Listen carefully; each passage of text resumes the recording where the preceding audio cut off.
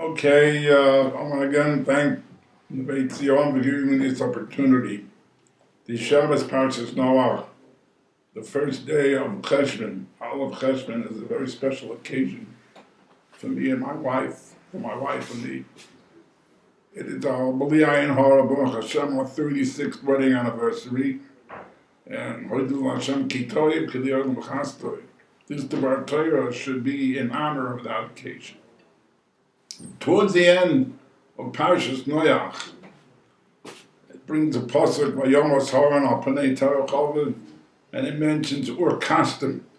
Rashi says Ur Kasdim alludes to the famous Nisayon that Avraham Avinu had in the fiery furnace in the Kitchen HaEsh, where he was thrown in by Nimrod and he was saved by a miracle. This is basically the whole publicity of the Or custom of this Nisayon is a few words. We know, on the other hand, the Nisayon of the Akedah Yitzchak, there's a whole parasha that deals with it. And when we mention the Schusim, we always allude to the Akedah Yitzchak, but we barely allude to the Schus of Avraham Avinu in the Kitchen HaEsh.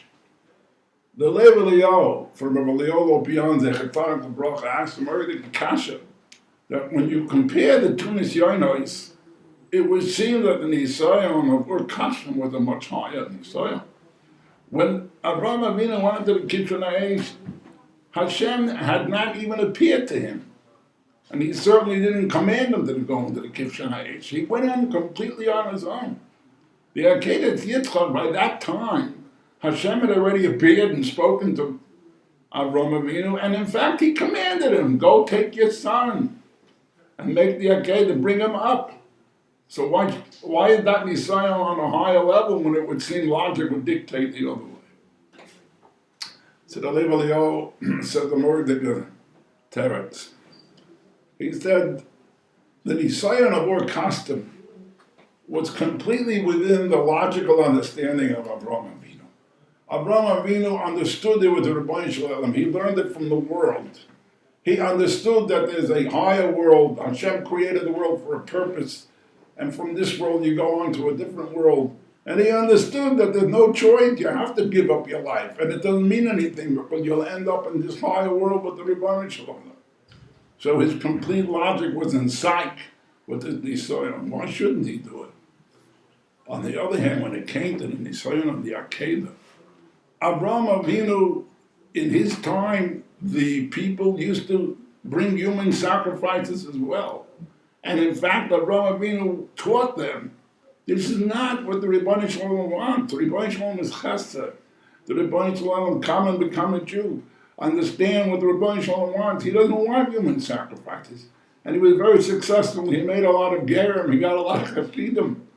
But what happened is now he's going to go and take his own son and bring him up on the Mizbeach.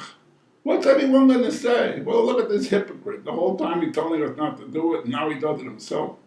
His whole life's work would go down the drain. Everybody would leave him.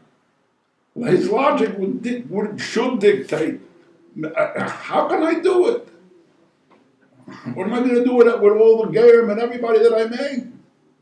And maybe Hashem really doesn't want me to do it. Maybe it's a test. Which in fact the Rebbeinu Shalom never told him to do it. He said, bring him up, and eventually he told him to bring him down.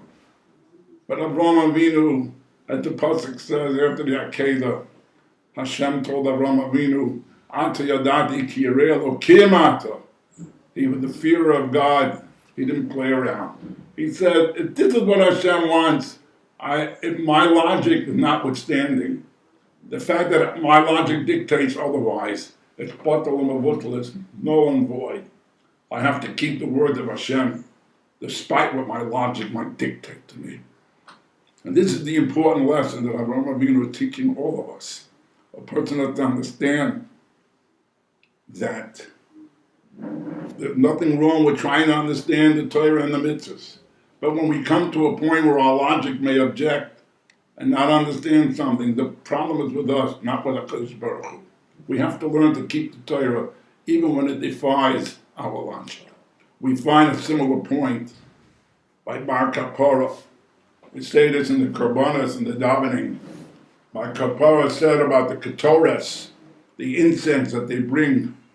He says that if they would put a quart of shaldavash, if they would add to the ingredients a small amount of honey, ein adam yochel lamon b'pnei reicha. The smell will be just amazing, and no one will be able to resist the smell. V'lama ein ma'arvim odvash.